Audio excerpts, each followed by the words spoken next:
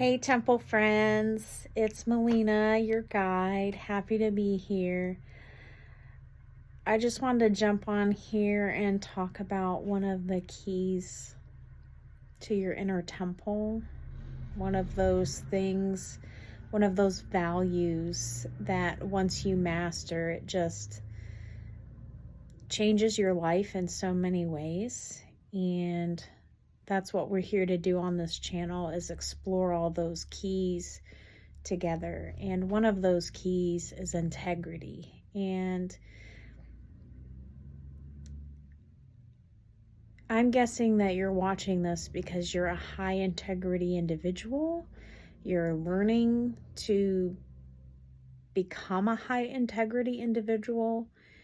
And to me, integrity is taking the most honorable action based on the best interest of everybody involved, and in a manner that the Most High God would look down and say yes and approve that action. Sometimes it's hard to tell what is the highest integral action in the moment based on our own understanding. And I think in the Bible, that's why it says so often, lean not on your own understanding. But when I think about integrity as a value, it can show up in so many different ways, and there can be a lot of temptations around integrity on multiple levels. It could be something as simple as gossip. It could be as something as high as, lying to get some kind of financial benefit. It could be a multitude of different things. And the reason why this issue has come up is because, I'll move more into the light here. Yeah, there's no accidents. Yeah, let's move more into the light, please. Yeah, so this came up today when I was at work, and I'll just tell you, I work kind of in a financial realm, and my advisor, this is a guy that's mentoring me. It was a very interesting conversation I had with him. And I had just referred a client over to him. We did a joint appointment with this client, and we're trying to help him with his 401k. And at the end of the day, the financial advisor was talking to me, and I was just asking him, what's going on, and I'm trying to figure out how to put this in words.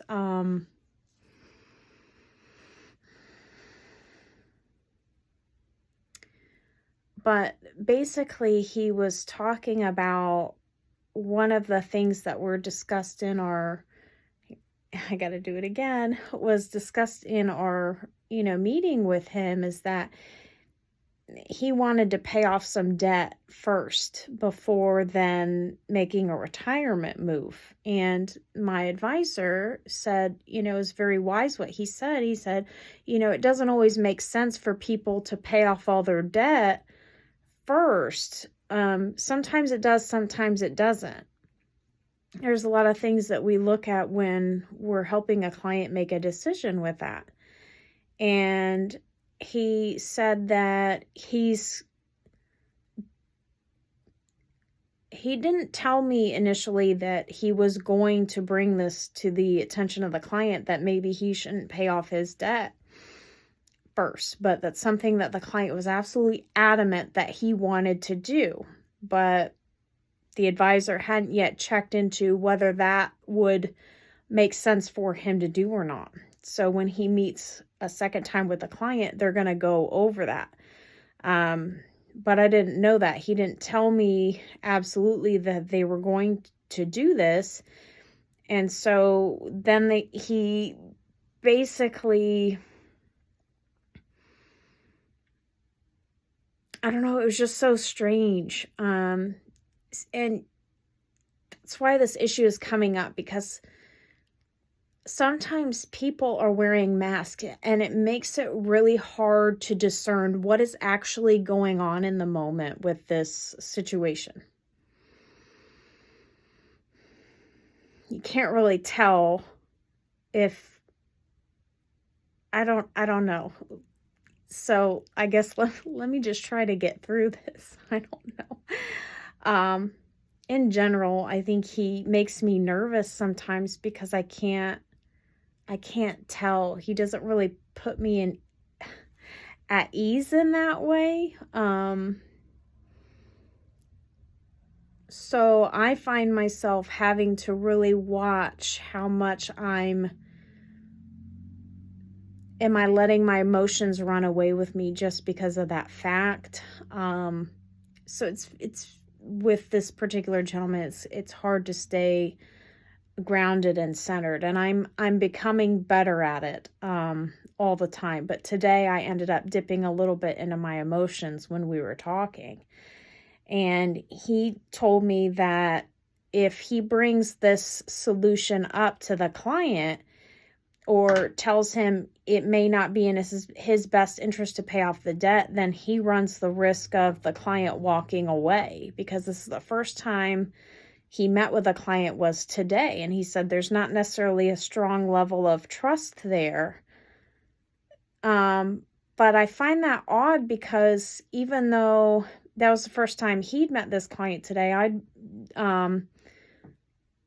seen the client regularly in the banking center. I helped him with a few things, and I wouldn't say I have a necessarily strong relationship, but the client has a very strong relationship with the bank in general.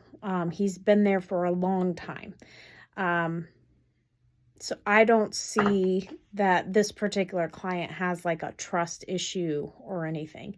And even in this appointment today, he said, I don't know why, but I just feel like I can trust you. And that's what you want. You want somebody to trust you, to make trust but verify, right? You want somebody to make the right call for you, and you want to feel comfortable with that person. So he said he ran the risk today of bringing this concern to the client that maybe he shouldn't pay off his debt, just because he seemed really adamant that he wanted to do it. And at first I was just kind of wondering, I'm like, well, why is that even an issue? And also, like, I was wondering, why is he saying that to me? Especially because, like, he's my mentor.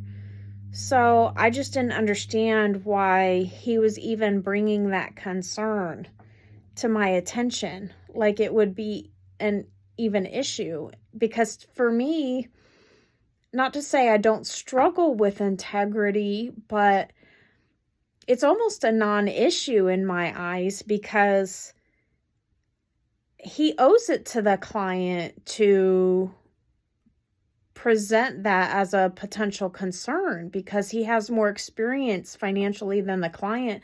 The client doesn't know what to do. You know, we're well versed in finances. It's kind of like, you know, no one should rely on me as far as what kind of decisions to make about my car, because I don't know that ins and outs of the engine, and I just do what's recommended, like proper maintenance and things like that. If you ask me which spark plug to put in a car, I would look at you like I don't know. Like I don't know.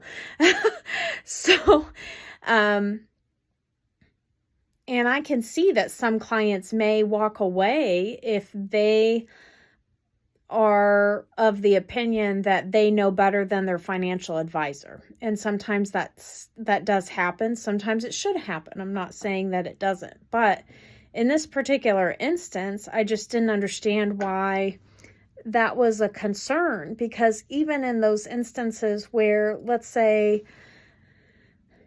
the client was really entitled or he just wasn't willing to take feedback, then that's probably not the advisor for him. And then by all means, he has free will. He can do whatever he chooses. And so if that's the case, then we just have to let those people go. We just have to let those people go. They're not meant to be in our lives. We can't really hold someone to something that they're not willing to do. This world is built upon the rules of free will. And it's just, we're all on our own journeys. We're all figuring it out. It's fine. Even if we make a decision that we think is in our best interest, but others see that it's not, we still have that right to make that call and go in the opposite direction. We're going to find out. We're going to experience whether it was right or wrong, and hopefully we're going to learn from it. We're going to take something away regardless of the outcome. And I just really didn't understand why he was bringing that to my attention. And it caught me in my emotions, because I thought he was telling me this because he was going back and forth about whether or not he was going to bring this up to the client. And so I just looked at him and I go, well, that kind of seems like an integrity issue. And then he said, this was what start to get me on my feels. He said, you need to watch what you're saying. And I'm like, but it would be if you don't bring a solution to a client and you know that it may potentially make a big impact on that person if they were to pay off their debt instead of using it for retirement, then you have a responsibility to tell that client. 1221. It goes both ways, right?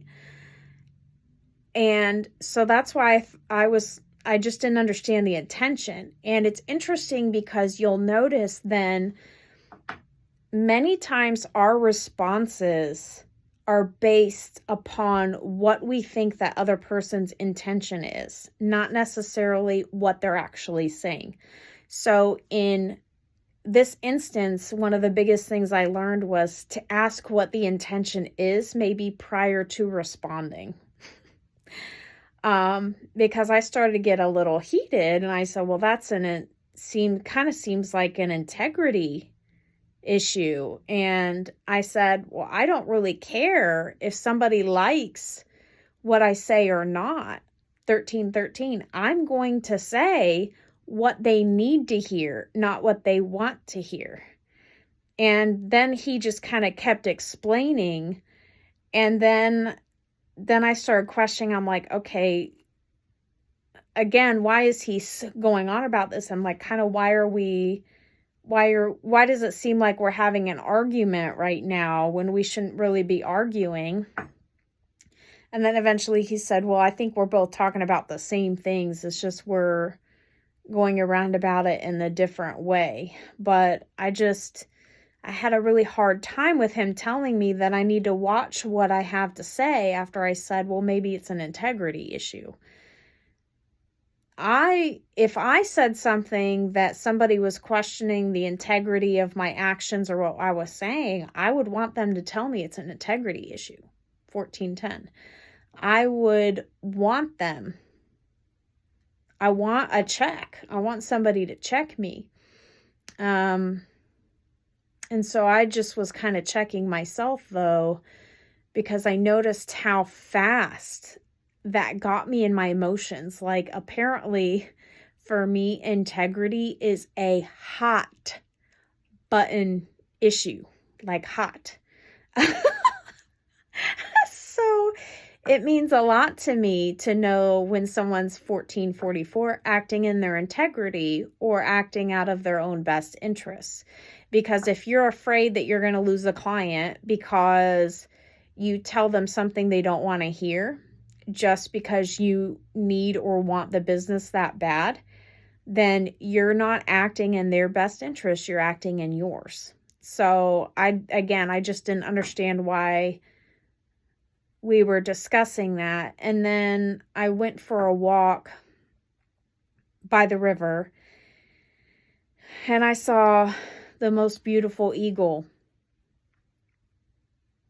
And I got so close to him that he saw me and then he flew off and just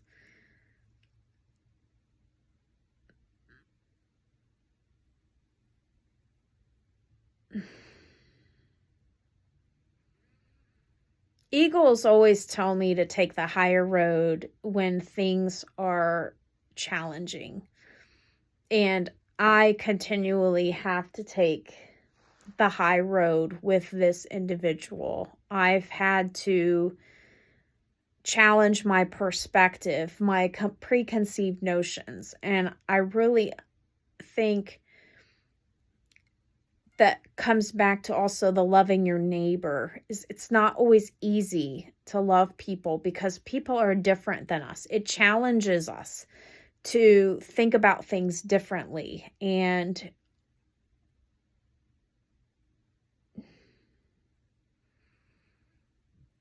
I think we're both in each other's lives to really challenge the other one, if I'm being honest. And I think for the most part, we have a good relationship. It is so much improved, but it's taken a lot of internal work on my end as well, and external work, and standing up for myself, challenging my beliefs, controlling my emotions is a big one. And so that's when I noticed, I was like, okay, let's not dip into the old ways. But I noticed too, like after that happened, then it really didn't take me all that long to calm down. Like even in the moment when I was talking to him, it's like I said something, it totally flared, and then it just like calmed right down. So that part was really good.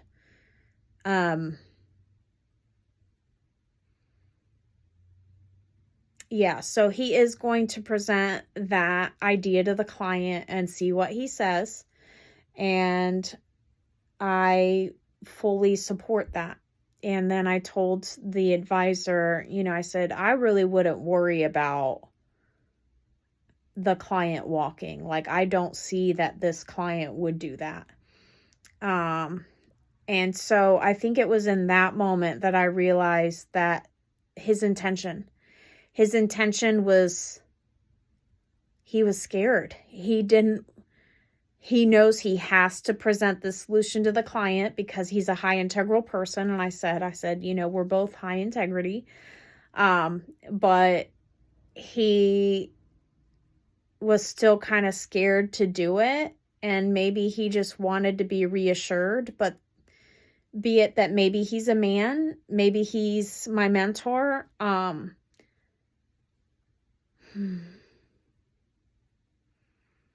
Maybe because he's older than I am. Maybe a lot of reasons why this particular gentleman would not feel comfortable blatantly asking me outright or saying I'm scared. And he doesn't necessarily, he's not always willing to be vulnerable. I think there is a strong mask level there. And I'm getting tingles right now. I'm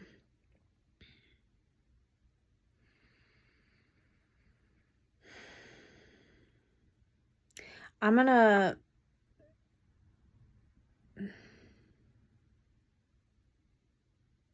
wow. I'm just kind of in awe right now because I think I just got it. And it's all the more reason,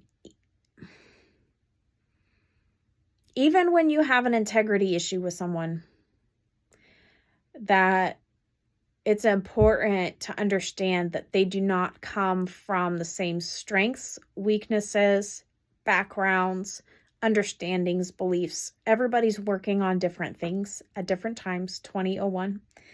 And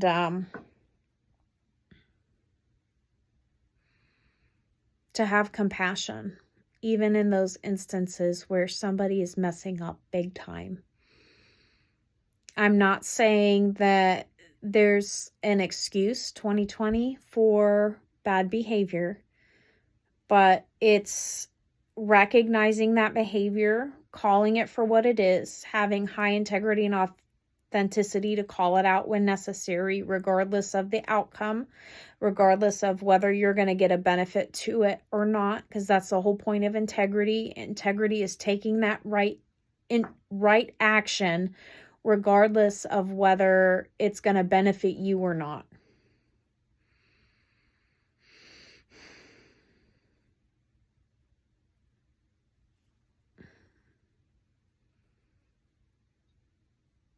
Yeah, and even when you have to call somebody out, it's giving grace for their faults, just like,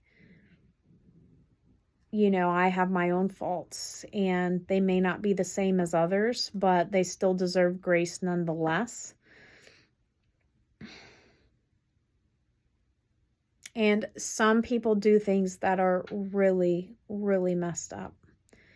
And that's a whole process, and I'm not saying you should let things slide. That's not what I'm saying at all. I firmly believe you should stand in your power, and you should speak up, and you should tell somebody what's going on.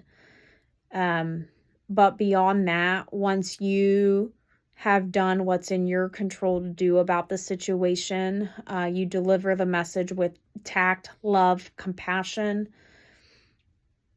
And then beyond that, if nothing's done, then, you need to do what's best for you, rely on your guidance from the Most High to do so, whatever it is. But beyond that, once you've completed your action and your part in the situation to help transform it and better it, then the next step is just releasing and letting and understanding that the whole point of us being here is that none of us have it all figured out. And so because of that, when somebody makes a mistake, you have to have a kind of like a forgiveness, an allowance of that, hey, yeah, I know that was messed up. You don't necessarily have to be around that person, but you can understand, like, hey, yeah, they messed up. And I'm not saying that he messed up in this particular instance, but I just found it really intriguing, and it kind of bothered me on a few different levels. And predominantly, I think, because I let it get the better of my emotions there for a minute. But again, I'm only human as well. So I just got super, well, I don't care.